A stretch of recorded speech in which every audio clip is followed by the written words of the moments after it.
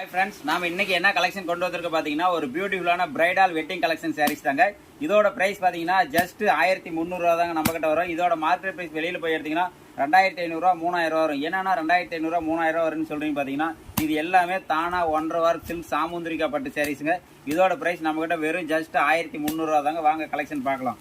இது ஒரு பியூட்டிஃபுல்லான triple shade 3D red colour சாரீஸுங்க.